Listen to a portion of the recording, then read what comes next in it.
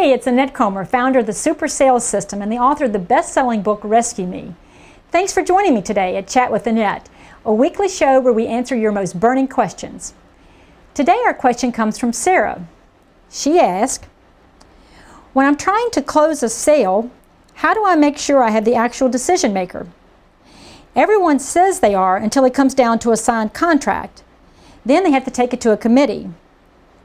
How do you get them to admit that that's the case up front without insulting them? Thanks, Sarah. A great question. Imagine the difference it would make if you could nail the decision maker every single time. First, you wouldn't waste so much energy, and second, your sales would be freaking awesome. So what do? There are 3 ways to find out if you're talking to the right person. First, start with asking the magic question. Who else will have to approve this purchase if you decide to move forward? It's magic because there's no wrong answer.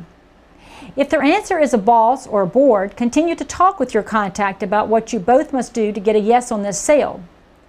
Making your contact an active part of the process, as opposed to discounting their importance, will increase your chances of winning the order. Second, get tactical. Talk to a purchasing agent or other support personnel and ask this: who has to approve the purchase of blank? And exactly who makes the decision which vendor is selected. This will give you a clue as to how the company's internal vendor selection takes place and who might be the key players you need to start making contact with. And finally, go to the human side and make that connection you hear me talk about all the time. Make the person you're talking to feel important and empowered. You can do this by saying, "What a great question you ask," or "I really appreciate your efforts and all you do." When people feel important and empowered, it is amazing how much help they will give to make something happen. Remember, organizations build in gatekeepers.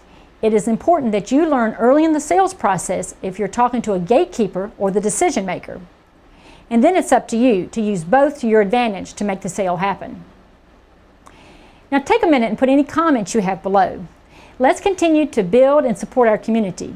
Be clear and specific with your comments so we can all learn from your experiences and wisdom.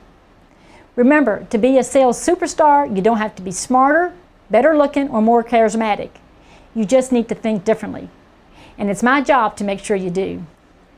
Thank you as always for reading and watching and contributing to our fabulous community. See you next week.